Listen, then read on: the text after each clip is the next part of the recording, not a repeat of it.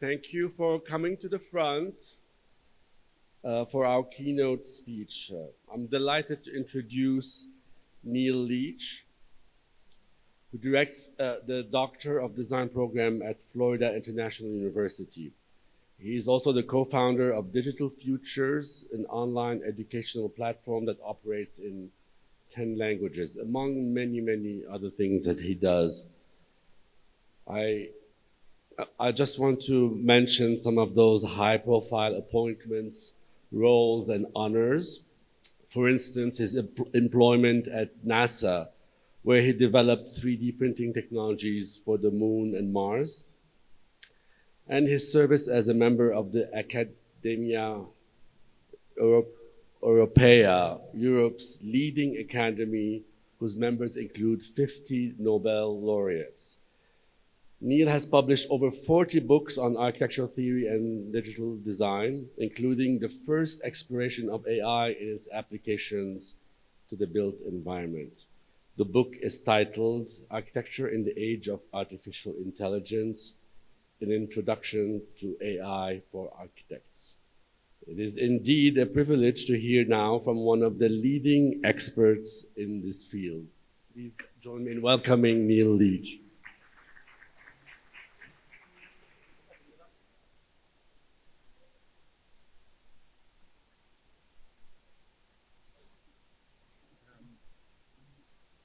Thanks, Rudolph. Just to quickly start off by saying that we were discussing education and AI. On Saturday, we have a panel on AI and education on digital futures, including Joseph Choma from FAU, one of Shamin's colleagues, and also Philippe Morel, who's on the DDES program at FIU, together with Areti Makopoulou, Benas Farahi, and Ila Colombo. Secondly, in terms of architecture and jobs, I'm not going to say anything now, but I will, at the end of the session, I will make some comments. I am terrified by AI personally, and increasingly so every day. Thirdly, someone asked, what is AI? Well, the shortest definition I've ever heard is AI is a form of digital brain. I forget who it was, Mustafa Suleiman, I think, or Melanie Mitchell. But I'm going to start with that, with this, to use the notion of the brain. So this is called Brain City, the AI enhanced city of the future. It's actually drawing upon the penultimate chapter in the second edition of my book, which is in print at the moment, and it's called The Brain City. So I want to start by, on the right, I just asked Midjourney for what the city of the future would look like, and I got this. And I want to ask the question, what will the city of the future look like? Will it look like something like this? Would it look like something out of the Jetsons, some futuristic thing with flying cars and so on? Or will it look more like this? This is LA today, with a few new buildings and a few vacant lots that are available, but basically with all the existing buildings and infrastructure retrofitted with the latest technology, with digital twins, and especially with the traffic control with digital twins. And with cars, self-driving cars. 2009, I published this edition of Architectural Design where, without being asked, the architects took it upon themselves to imagine what the city of the future would look like. And on the front cover, we have an image from Zaha Hadid Architects that was actually for Istanbul. And Patrick Schumacher, or Parapatrick, as Wolf Pritz calls him,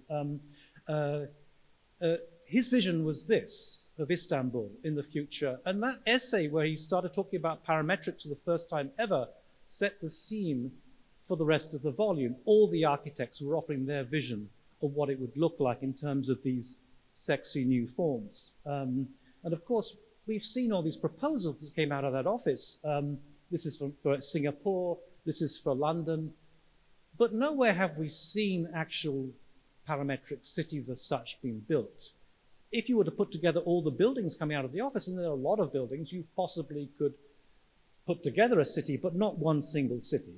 The most interesting essay in that volume was by Ben Bratton, the final essay, which is called iPhone City, where he said that essentially the iPhone has changed the way we navigate, understand our cities more than any architect possibly could. And there are two propositions he makes in this. One is that actually the car can become the space of work. Well, we're not allowed to text anymore, but nonetheless, the idea that it allows us a certain sort of mobility. And of course, so his emphasis essentially is that in the future, it's not going to be about new forms, new sexy forms. It's going to be about information, an informational-based city. And contrary to the kind of view of people like Mario Carpo, who continually try and think what style the future was going to look like, the future is going to look much like the present, in my view. Take the Uber car, for example. Does the Uber car look any different to the ordinary car? No, because it is an ordinary car. It's just the way that it processes information is fundamentally different. And what was interesting about this in some ways is that Bratton wrote the essay in 2008, came out in 2009. In 2009, Uber itself was formed. And the second proposition he makes is to say that half the architects should give up their present way of looking at things and become kind of informational architects, harnessing the capacity of computation to understand things. And this is the work of Shan He, who's a graduate from MIT, an architectural graduate, who then went on to work for Uber, and she's visualizing the use of Uber in London, and so on. And I think we've seen much of that. So what we're getting now is a kind of an architect becoming an information architect, not just BIM, but also the way that we're kind of getting data visualizations from satellites and so on. And the city is becoming increasingly the informational city, from the early sort of work of Manuel Castells through to Bratton's own stack, where he kind of three-dimensionalized this interconnected city, to the smart cities of today. Now, what I want to suggest is really this shift, and maybe you still call it smart cities, but essentially the shift has become from that idea of these discrete individual sort of packages into one more integrated whole. And I'm kind of fast forwarding, but this is, to my mind, the kind of leading vision of how the world would go about. City Brain, which has been existing in China for about 6 years or so, and it basically is a digital twin. Ali was talking about digital twins, how they were, how buildings were being retrofitted in that way. Well, I think the cities themselves and the way that we handle traffic in particular will be done. So that's what is happening, real-time monitoring of the traffic. And according to them, and of course they make this kind of allusion to the city as a kind of brain. It's implicit in that, that they've managed to not only speed up traffic, but also they're able to detect when there are accidents and so on very, very quickly. And in fact, neuroscientists are also saying that actually there is a way in which you can connect the way that computers work to the way in which the brain works. So anyway, there's not much to be found out about City Brain. They don't give away their secrets. They're just some commercial things on the web you can find. But I would say that this is a model that maybe it's clear that it's here in Miami that there are versions of this that are going, but this is the most advanced. There are many cities in the world that are now using City Brain. But what I want to start off with is this kind of comment in some ways that cities are learning to think. Well, not quite. I mean, and when I wrote my book, when I published my first book, AI was not able to think. At least that's what we used to say. AI has no more capacity to think than your pocket calculator. Now we are not so sure, thanks to the invention of large language models. So anyway, I want to go and then reflect on this connection between the world of the city and the brain itself, to try and explore some kind of connections that come out of it. And there are 3 brief sections that I'm going to go through today. One, looking at the theme of emergence, the theory of emergence, which has been around for some time, and think how it's more relevant now today than ever.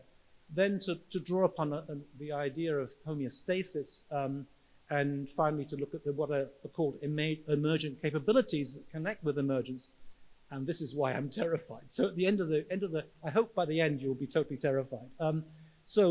Emergence. Now the theory that there is some kind of connection, and you can see it in the title of Steve Johnson's book, Emergence, The Connected Lives of Ants, Brains, Cities, and Software, basically stems from the work that the pioneering work that John Holland was doing back in the 80s on emergence. John Holland, the first ever PhD in computer science in the States, and he actually was he was, on the right-hand side, the book on swarm intelligence was one of the contributors. We interviewed him for that particular book. The theory of emergence basically is talking about how out of very simple rules you can get to complexity. And swarm intelligence is about how multi-agent systems can start, in a very bottom-up way, start generating and taking on a life of their own, essentially. And no matter how different these entities are, whether they're ants, brains, cities, or software, any multi-agent system has this capacity to do this. And then the third book, Swarm Intelligence, was a book that came out in 1999 from out of the Santa Fe Institute, 3 European academics developing a very scientific book about swarm intelligence that then fed into our particular book. So I want to kind of draw upon these two interconnected themes. Swarm intelligence is a manifestation of emergence. And you can see the notion of emergence very often in nature.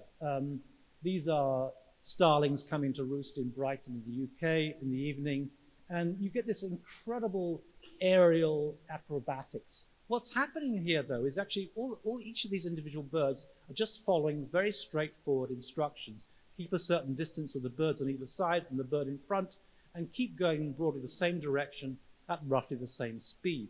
But out of this astonishing aerial choreography emerges. It's a kind of bottom-up operation where there's a kind of form of swarm intelligence that is emerging. We see many of these things in nature. Swarm intelligence is everywhere in nature.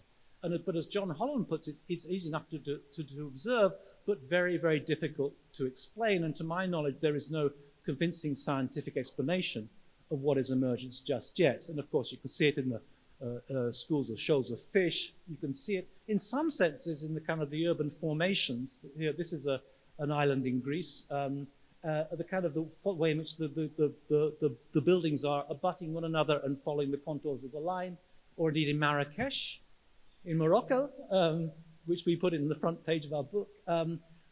In fact, it's in the unself-conscious traditional forms of architecture you see this kind of operation more than the kind of more contemporary city landscapes where each building is drawing attention to itself, and indeed also in the favelas of Latin America. You can also see the swarm intelligence appearing in the pheromone-learning logics of ants, or indeed in the in various sort of forms of nature where you get entities coming together like slime mold, which actually are a single body but made of many thousands of individual entities that come together to forage for food. And there have been examples in, is that going to work? Yes. Examples where people have explored how this might connect to the world of the city. This is a Japanese example where they put pellets of food out where the subway stations were, and looking at how the slime mold will start making connections between them. A bit simplistic, but nonetheless that was the kind of theory behind it. And of course human beings also do this. There was a case of a professor of biology who had a new building laid out. Before they put the landscape in, he said, well, let's just see where people want to walk first of all. And then after one frosty morning, he noticed that certain tracks were being formed, and that became the route that they actually laid out the landscape in. So you can see at the top here, you can see the road that's been designed by engineers, and then the emergent pathways that start appearing from the actual desire lines of the people themselves. And of course, that's been used in architecture. This is work of Kokuja, Roland Snooks, who was the co-editor of the book on swarm intelligence, where they've been exploring the possibility of using pheromone trails, using multi-agent systems, processing and so on, but this was not processing, and exploring how it leads to certain sort of pathways. Likewise, it's been used in architectural form. This again is the work of Kokuja, working with Xu Pei in China for a design of museum. So homeostasis is another concept that speaks about how brains and cities are, in some senses, interconnected. And one of the comments that John Holland makes in his book about on emergence is the way in which somehow cities, without any central planning, are able to somehow have a kind of form of self-organization. This, of course, leads into this theory that somehow multi-agent systems can self-organize. And he makes this comment that the city becomes like a standing wave in front of a rock. in a fast-moving stream. The city is a pattern in time. Now, interestingly, that notion of self-organization lies at the heart of certain theories about neuroscience. This is the work of Antonio Damasio, a neuroscientist currently at USC, and he believes that the way that the brain operates is not as a command control center, but rather as a kind of stabilizing device. Homeostasis is not homostasis, it's not the same, it's becoming similar. It's how there is a kind of like a balancing going on, and that's the role of the brain for him. It's to stop you getting too excited or too agitated at certain moments and to kind of stimulate you when you're getting lethargic. The brain then is a kind of balancing machine, and that's the role of homeostasis in this.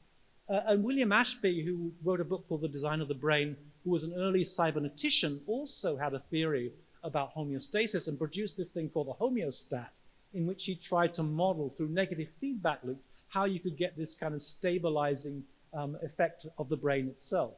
Now, what was interesting about this was that Alan Turing, who of course was the first person to conceptualize the notion of AI in his article in 1951, wrote to William Ashby and said, offering him the use of his AC, his early computer that he developed, but he makes this comment, in working on the AC, I am more interested in the possibility of producing models of the action of the brain than in the practical applications of computing. The interface between the world of neuroscience and AI is really super fascinating. We have several sessions on digital futures where we've brought together neuroscientists and AI people. I won't go into that right now, but that is an area, I think, of really interesting theoretical research.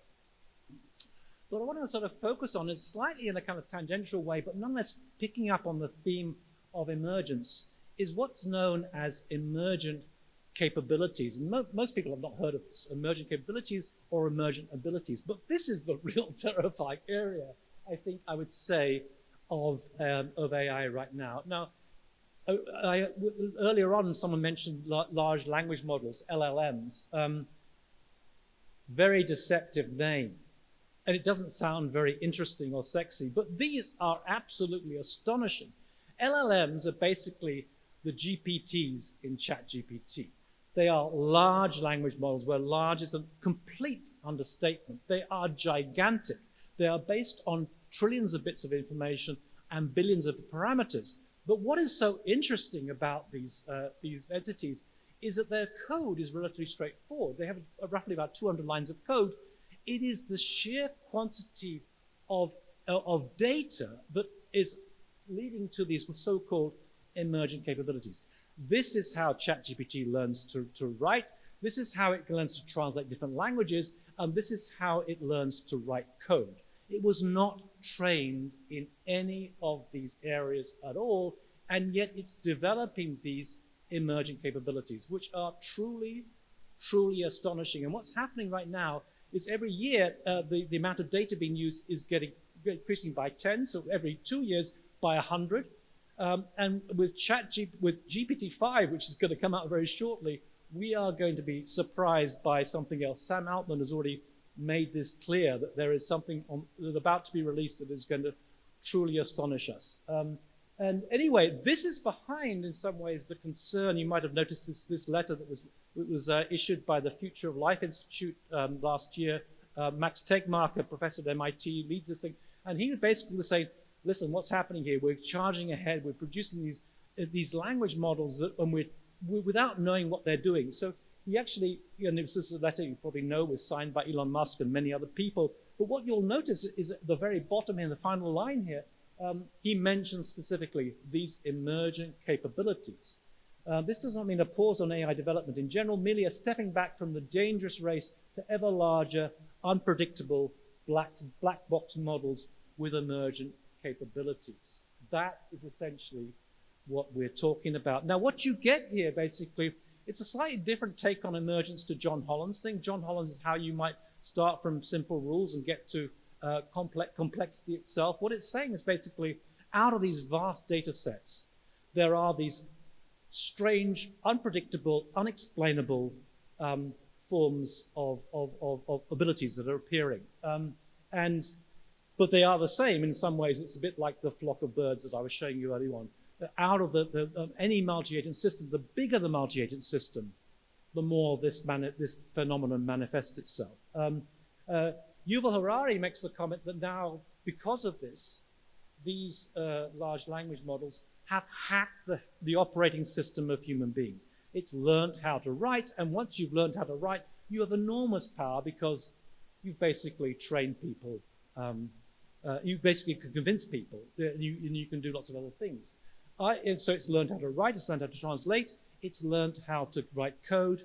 I personally think that it's learned how to design. These are just Mid-Journey images that I generated.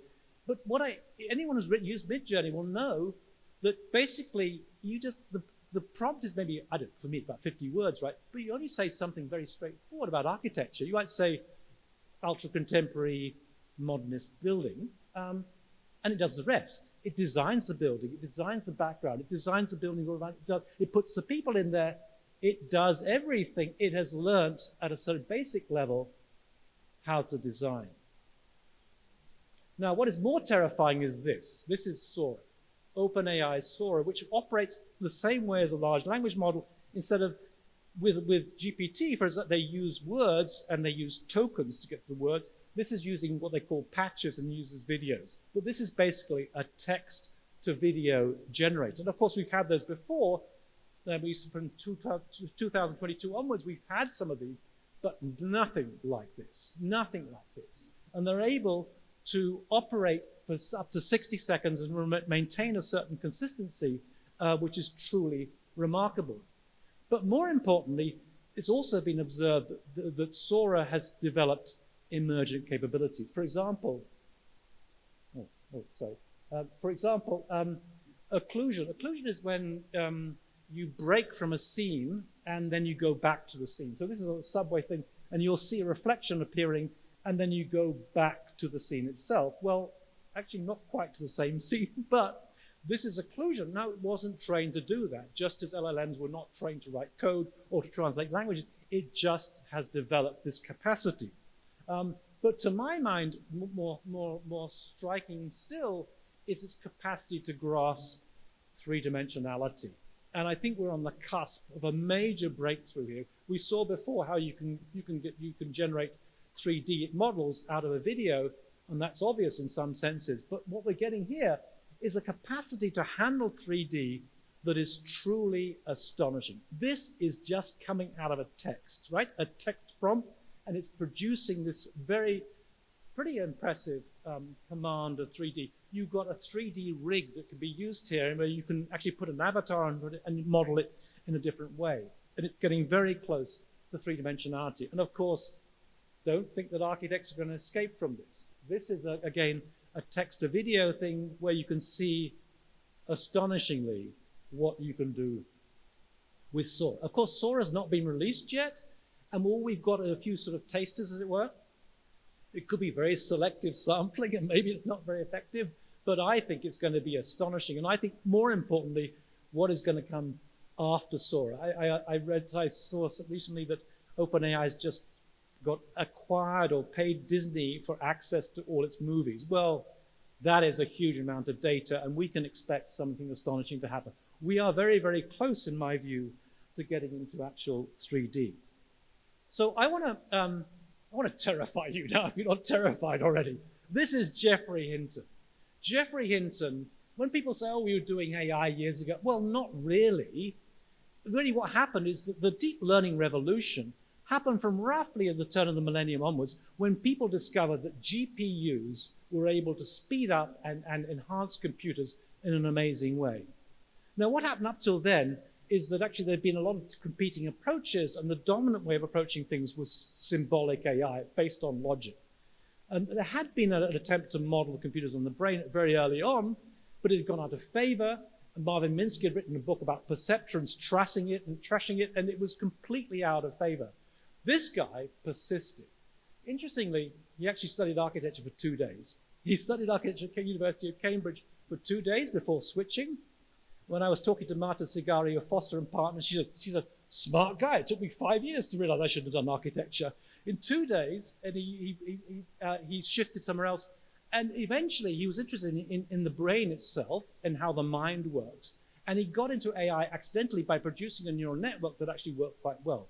Now, neural networks have been completely out of favor. They were thought to be an obsolete technology. And as soon as GPUs got them to work, we got what's called the deep learning revolution, neural networks. That is what's behind ChatGPT, Midjourney, and so on. It's all basically thanks to this guy. But the point is that he suddenly got terrified because he, like many of us, began to realize that they were doing things we hadn't anticipated much earlier than we thought they could. So let me just play you Geoffrey Hinton being interviewed and telling us why he's terrified. I am also terrified.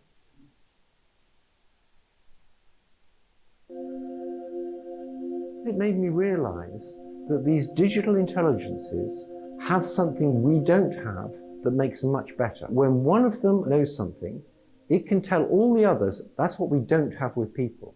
So imagine you had 10,000 people, and imagine if when one person learned something, everybody knew it. You could learn a lot more stuff, right? Right. And that's why things like ChatGPT knows like 10,000 times as much as any one person. It's because when you train it, there's lots of different copies looking at different bits of the data and learning stuff, and they can all combine what they learn instantly with a bandwidth of like trillions of bits. So can they think? Yes. So imagine the following scenario. I'm talking to a chatbot, and we talk for a bit, and the answers it's given me seem a bit strange to me. And I suddenly realize that it thinks I'm a teenage girl. And I say, what demographic do you think I am? And it says it thinks I'm a teenage girl. So the question is, when I said I suddenly realized it thinks I'm a teenage girl, was that a metaphorical use of the word think? Or was that just the same way as we use think? And I strongly believe that use of the word think, when I said it thinks I'm a teenage girl, was exactly the same way of using think as we do with people. And so that was enough to make you say, what, this has accelerated beyond my comfort level? I suddenly realized maybe they already are better, and making them more like real neural nets isn't the point. They're already better than us. They're a better way of doing learning. And if we make them bigger, they'll get much smarter than us. They already know more than any one person. I understand that things could go awry, but I still think that people hear the notion of danger and they dismiss it as hyperbole. I thought it was hyperbole for a long time because I thought these things were a long way off. I thought there will eventually be danger, but I thought focusing on it now is unnecessary because it'll be 30 to 50 years before these things get more intelligent than us. But this combination of realizing that they might have a much better way of learning than we have, because they can share knowledge instantly, and seeing things like ChatGPT or Palm at Google that can explain why a joke is funny, made me realize these things are already pretty intelligent, and if they've got a better form of intelligence than ours, then it gets to be much more urgent. So just to clarify, I mean, he's got a background in neuroscience, right? So he's not taking this kind of view that somehow that there's going to be a sudden sort of step forward altogether, that we'll get sort of singularity or whatever these concepts. No, he's breaking it down into different sort of cognitive processes. There's knowledge, there's understanding where you know what to do with that knowledge, and then there's thinking, and then eventually there's consciousness. So the point is, it already knows more than us, 10,000 times more. And apparently it's going to know 1 billion times more by the year 2035. And it's beginning to understand things. He basically, Geoffrey Hinton basically realized that when he explained a joke to him. He said, if he can explain a joke, it has to understand the joke. And he's realized with ChatGPT and with Palm and so on, that it's not just predictive text, it's understanding the context of something and giving you an answer based on understanding of that context. And he's using the term think here. I wouldn't use the term think just like that. I think I'd put it in inverted commas. In fact, I put all these terms in inverted commas. Learning, understanding, thinking, and so on. But what he's basically saying is that it has a form of intelligence, albeit not the same as human intelligence, a form of mechanical intelligence, that is nonetheless vastly superior to human intelligence. And I personally think that we've got to step back and stop viewing the world on our terms and very human-centric terms, and looking down on AI and saying, oh, but it hasn't got consciousness. And actually, what would AI think of us if it could think? And it would probably think we were pretty slow and pretty dumb. There was actually an interesting kind of comment made by Mo Gaudet just recently, where he said that very soon GPT is going to know like 1 billion times. It's going to have an IQ of 1,600, way, way ahead of us, and we're not going to even understand what it is doing. I made that comment in my book. Anyway, that's quite significant. I just want to end, there's a few Brits in here, right? So Douglas Adams, I don't know if anyone's seen Hitchhiker's Guide to the Galaxy. It was something that I was brought up with. And of course, you know there's a computer, deep thought it's called. And it takes, I think, 7.5 million years to come up with the answer to life, the universe, and everything. Now we know that ChatGPT is able to translate, to write code. What else can it do? I suspect it's worked out the answer to the human cultural genome, shall we say. Except it won't take 10 million years, it will take 3 seconds. And of course, on the back of the book is the expression, don't panic. Now, I want to finish off with another Brit, Arthur C. Clarke, who's going to tell us also not to panic. However, the most intelligent inhabitants of that future world won't be men or monkeys. They'll be machines, the remote descendants of today's computers. Now, the present-day electronic brains are complete morons, but this will not be true in another generation. They will start to think, and eventually they will completely outthink their makers. Is this depressing? I don't see why it should be. We superseded the Cro-Magnon and Neanderthal men, and we presume we're an improvement. I think we should regard it as a privilege to be stepping stones to higher things.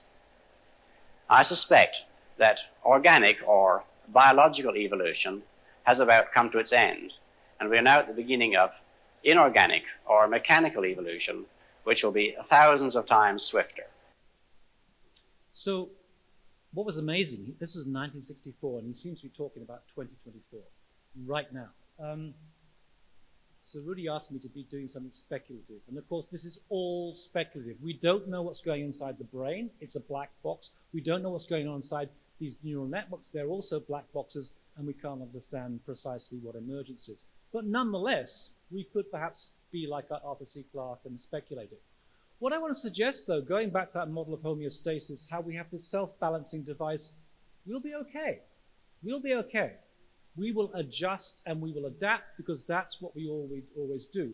But I want to take issue with those people who say AI is not going to take, we're not going to lose jobs. That is absolute nonsense. And if you listen to all the people who know about AI, that's the message you've got. In fact, Johnny told us the answer just now, right? He was saying, what's so great about AI is that one person using AI can do the job of 2 people not using AI. So when you say what's going to happen is that people using AI are going to replace those not using AI, it's going to be one person, according to Johnny, one person using AI is going to do the job of 2 people not using AI. We will not have so much work. Get used to it. But we will adapt. Now, if 50 years ago, you were to tell me, in 50 years' time, most marriages are going to end in divorce, I would say, oh my God, society's fallen apart. But that's what we have. This is the situation we have. We are going to get used to it. We are going to adapt and survive. The real problem in some senses, apart from the economic problem, especially in the States, how do you develop some universal basic income? How do you survive? Is that we constitute our identity through our jobs right now. Well, that will shift and that will change. And I totally agree with the gentleman on the left here who was saying, why do we need to work so hard? Things will change. So I want to finish off with another very British way.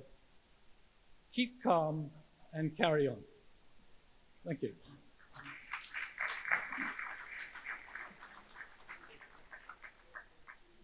Yeah, that's a question. Yeah. One over here.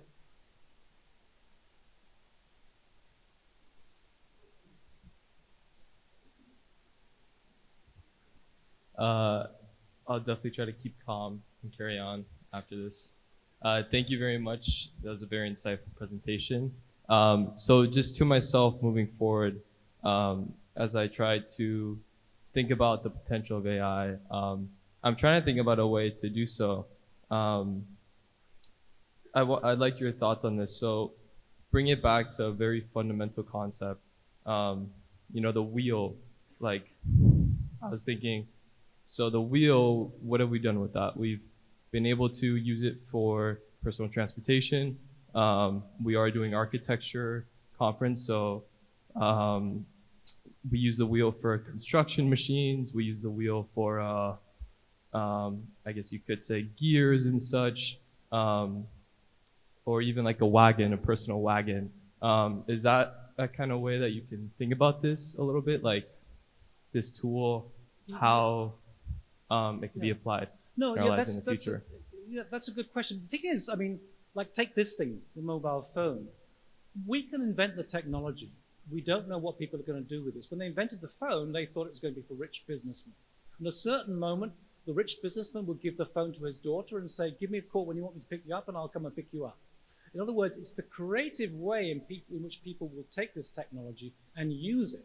And it will be. Already we're seeing that. We're going to see amazing kind of forms of creativity developing out of it. So the answer is yes, there will be new forms, but we can't really predict those things. So, but absolutely. And I think the difference between all these other things, this is a question that put to Geoffrey Hinton, what kind of revolution are we talking about? And he said, well, maybe it's like the wheel, or maybe it's like electricity. And of course, electricity is all pervasive, and so will AI be. But electricity doesn't learn, and this is the point. It's well, learning in inverted commas. It learns, and it's learning exponentially. I think one of the points that the model we've had has been Moore's law, right? The idea of the number of transistors on the circuit board will it double every 2 years, and we'd be thinking, oh, that's what it is. No, it's not. It's what Geoffrey Hinton was saying. It is that you can share information. That's what computers do when they learn. They share it with 1,000. So you think about this and think about COVID with a thing called the R number, R ratio. It was less than 1, COVID wasn't spreading. More than 1, it was spreading. We've got an R number of about 1,000 now. These things are going to be racing ahead.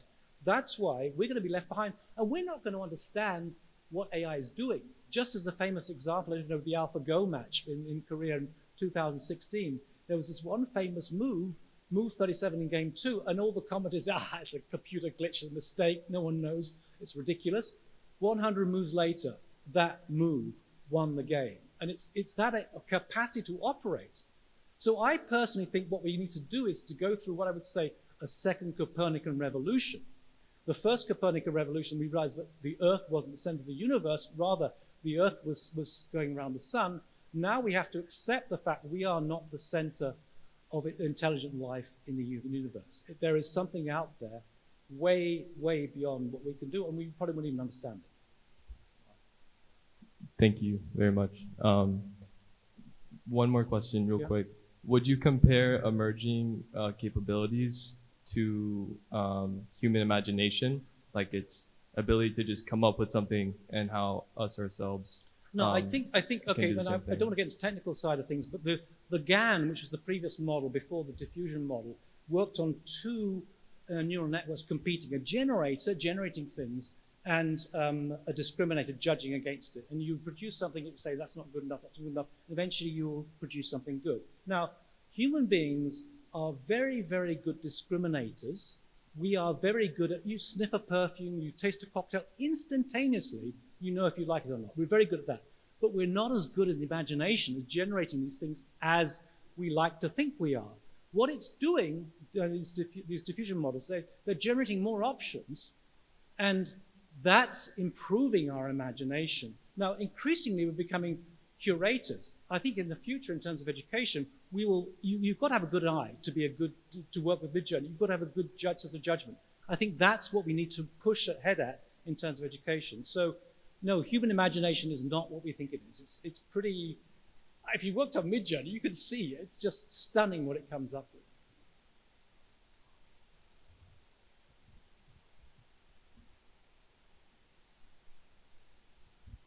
Thank you. A very interesting presentation.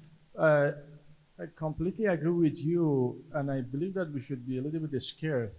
I just want to see how you can tell us how to not be worried or keep calm, because I think the AI is going to advance So I'm architect and builder. So, for example, it's going to be, as you mentioned, they are going to say these human beings are dumb and super slow. Like I've studied, I've read books, but as you mentioned, they can have like the old books in their, like in intelligence and in the machine. And even I think that they are going to be like this, that imagine that I want to build a building. So I'm going to go to my AI, say, hey, I want to design this building based on Brunelleschi's methodology. Because that AI can learn, like how the methodology, how he delivered the design and thing, and he can finish even the unfinished facade of San Lorenzo based on exactly what he would design. Or how Schubert would finish his Eighth Symphony, unfinished symphony.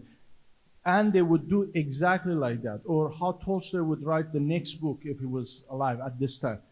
So that would take over, I think, all the jobs, and because they can get and learn the methodology. Like even some architects, they produce just images and renderings without having a specific methodology to design. They just did some nice renderings and stuff.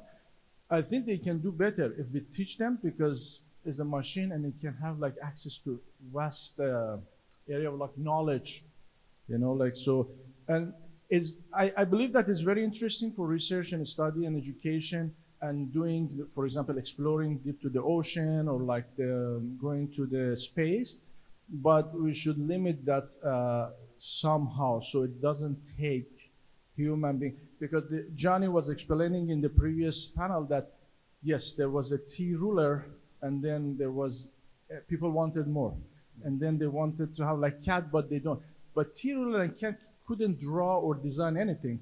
But now AI is going to get somewhere, as I said, like how would Frank Lloyd Wright design this building at this site based on prior style that he had, and it would design. So I think that's the scary part of that.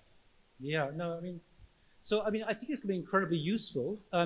Just take a doctor, for example. Your doctor probably had 20 years of experience and knows certain cases. If you can hook up to all the medical records in the world, you can imagine a doctor can be enhanced in many sort of ways. So I think it's going to be incredible contribution. And I don't think there's anything negative about AI. It's just a tool. I can take a kitchen knife, I can cut up my vegetables, or I can murder you with it. It's just a question of who uses it and for what.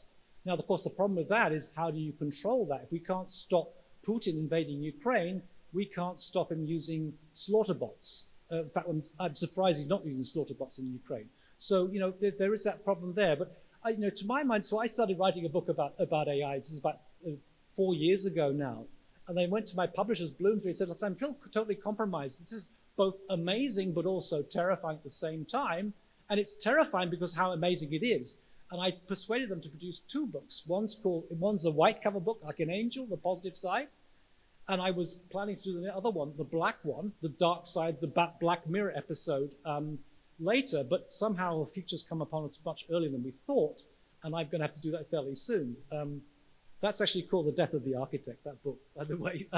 It is particularly terrifying. I'm not quite sure what the answer to the question is, but I think we need to be aware of the problem. You think once we're aware of the problem, then it becomes a different kind of problem. It becomes a problem with which we can deal. But if we stick our head in the sand like ostriches and say, oh, no, it's not to take any jobs away, we are just deluding ourselves. And I think architects are real ostriches. I haven't seen a single, there's one other architect who's come across this.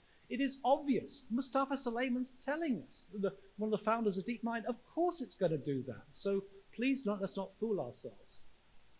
I'm not sure I answered your question or not, but I think you've got the point.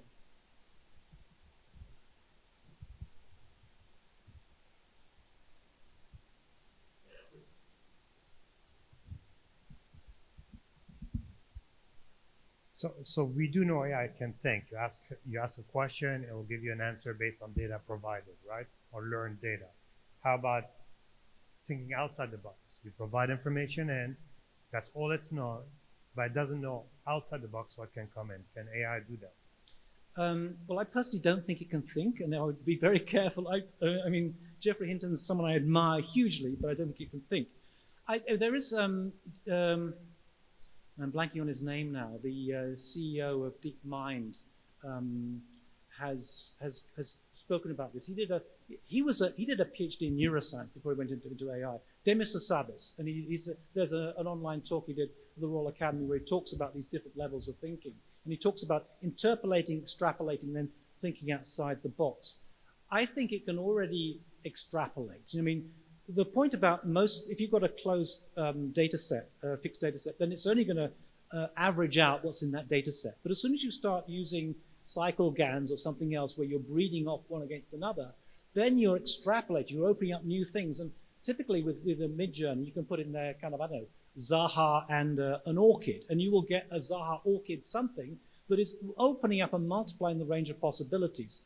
Whether it can go outside the box is another question, but the question is more whether we would understand what it was doing, I think.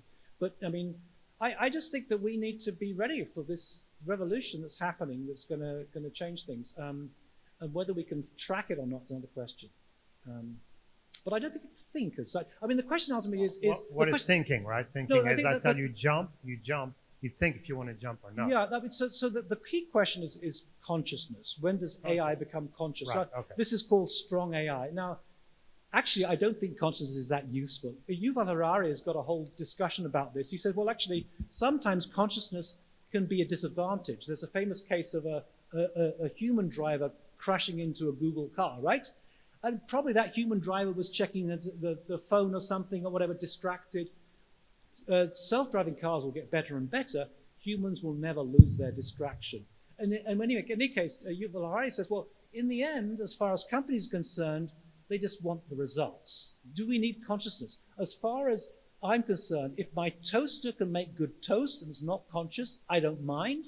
And if Midjourney can produce a better design than I can and it's not conscious, I don't mind either. So, in fact, actually, the other person, just to say, because John Searle was mentioned earlier, I'm skeptical about John Searle, frankly, but there's also, now I'm blanking on his name now, another philosopher, Daniel Dennett, who says that consciousness is a complete illusion. I mean, it's just, and of course, John Searle's famous for the Chinese room experiment, which is kind of saying there's an illusion thinking that AI can think, but maybe consciousness itself is an illusion. So it's a very, very complex kind of question, a deep philosophical question. I think the debate's just started. I think we're having some fun in a few years' time. Thank you. Thank you.